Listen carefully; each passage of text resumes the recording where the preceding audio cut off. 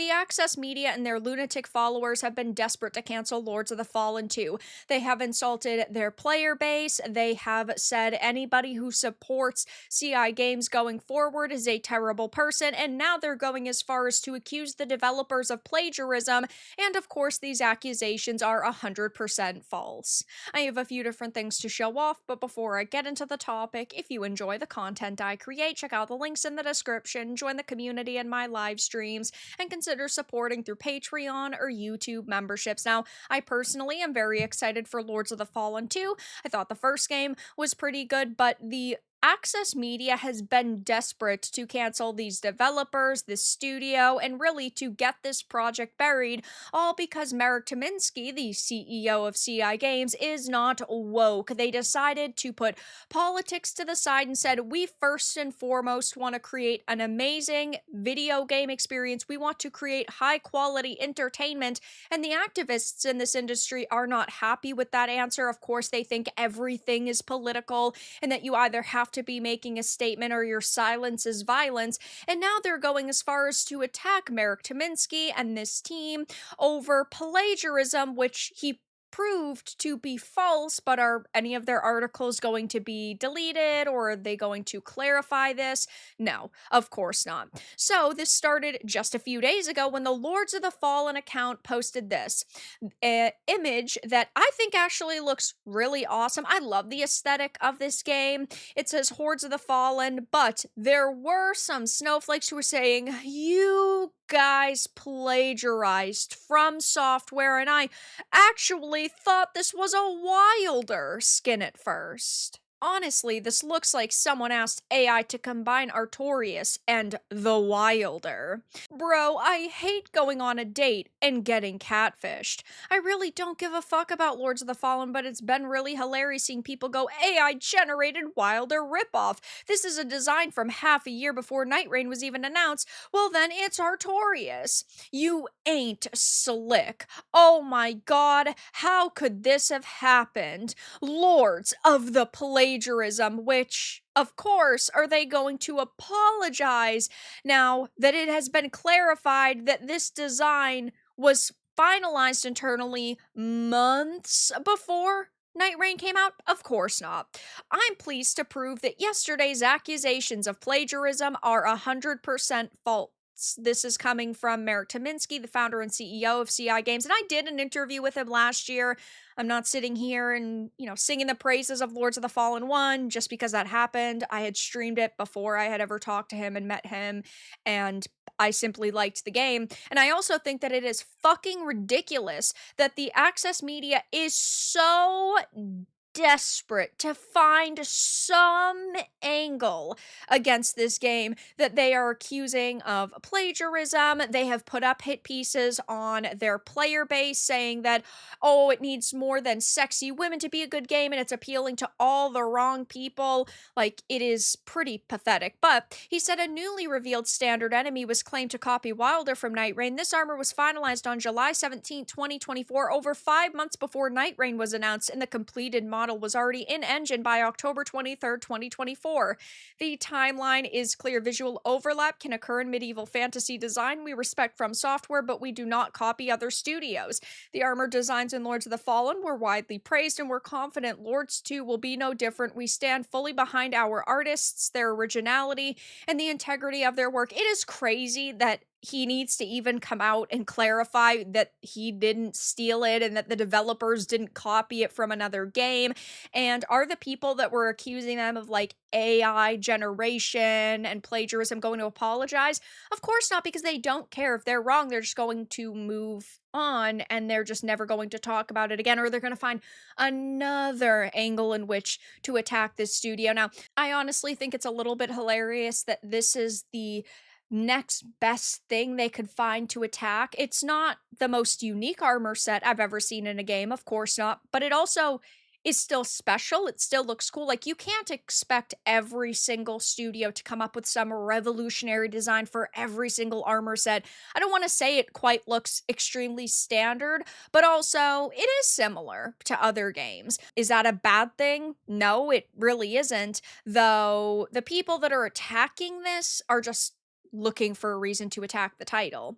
People are really reaching with this, yet the same people are not mad that From Software straight up copies almost line for line designs from Berserk, and they think that it's fine. Just shows people are trying to hate on this game because of Access Media. Cool designs, by the way. We all know the armor sets in this game are going to be badass, and yeah, I absolutely think that the Crusader looks so cool. I think that this new, like, female design of it's really, really neat.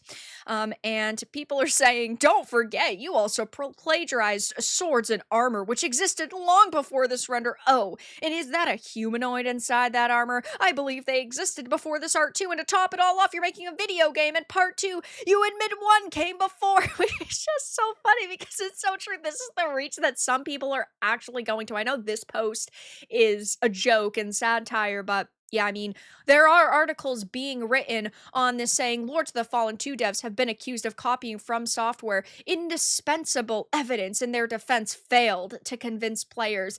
If the proof, which is a dated post in a group chat, isn't enough evidence for you and it's failed to convince you, you clearly cannot see through your bias. And weeks ago, I had done a video on this as well, but Lords of the Fallen 2 is already cementing itself as a game for all the wrong people. This is what Jade King over at The Gamer was saying, basically just trying to stoke the fires of discontent and divide within this industry. And in case you don't believe me and you genuinely think that these journalists are trying to just look out for gamers, this article that I'm showing off right now, where it says already cementing itself as a game for all the wrong people, is an archive because they changed the title of this after they got their hate clicks to Lords of the Fallen 2 needs more than sexy women to be a good video game. So after they faced a major amount of backlash for basically saying that you're the wrong type of player and gamer if you like this game, they changed it to, well, it can't just be all about TNA. It is so pathetic what is happening, and the targeted campaign almost that has been pushed against these developers. And I think their game looks really cool. I thought that the other games that they've made were also really good, but the fact that these devs have to come out and clarify they didn't plagiarize simply because they're constantly being accused every other day of doing something terrible is just wild to me. Now, if you want my in-depth thoughts on this cementing itself as a game for all the wrong people article, I did another video on it. It will be linked down below, but it is hilarious how many times they sort of contradict themselves, how many times they almost agree that this game had something going for it, but they want to prove their bias and they can't 100% agree with the Lords of the Fallen devs on certain issues. But they say that Lords of the Fallen 2 publisher CI Games made it blatant back in January that it will steer clear of making its game political or introducing any social elements or agendas in its future titles.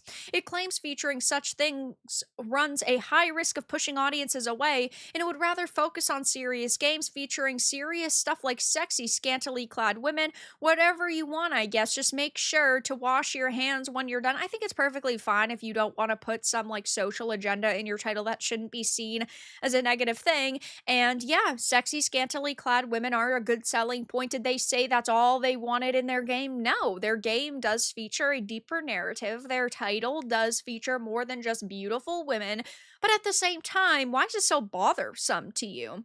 They say this deliberately ignores diverse and inclusive successes like Baldur's Gate 3, which went on to sell 20 million copies, and cherry picks high-profile cases like Concord to justify the belief that the inclusion of queer characters and unconventionally attractive women makes a title fail. They never said that it specifically makes a title fail, but what is funny is that they are claiming, oh, you're just cherry-picking games like Concord to say that queer characters make a game fail, but at the same time, you're also going on to cherry pick one singular high profile success of Baldur's Gate 3 to say that diversity actually helps games sell. So you're doing the same thing you're complaining about other people doing. It's wild to me that they try to get away with this. I will call them out as often as I have to. They even say within these posts, Tominski seems to imply that the game perhaps once included a more diverse or even realistic character creator, but anything allegedly woke or progressive was stripped out and replaced with a toolset which mostly restricts players to super buff male protagonists or gorgeous women for them to objectify. Oh man, I can't believe I have to play as a character that looks attractive. This is bothersome to me. This is hurting my delicate sensibilities. Only a snowflake would complain about this.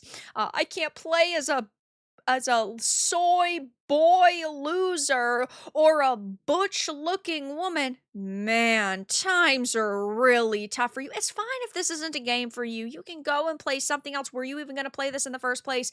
Most likely not. And they even say that it stinks of fake outrage trying desperately to sell a 7 out of 10 Souls-like by playing up the idea that the modern gaming landscape has somehow robbed straight male audiences of traditional experiences.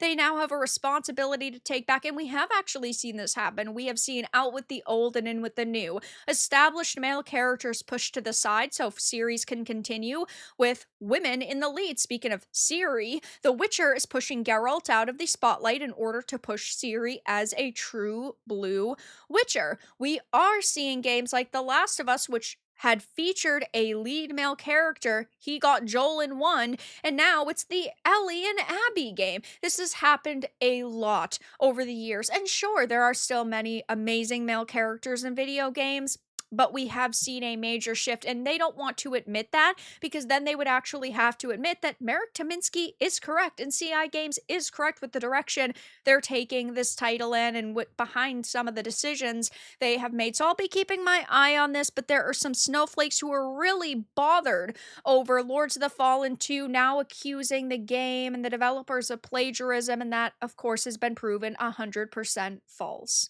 But that's all that I really had to discuss in this video. Let everyone know your thoughts in the comments below. If you found this important and informative, make sure to give it a like, share it, and subscribe to the channel. And if you didn't, give it a dislike. I appreciate your support either way, but I'll talk to you all again in the next video really soon.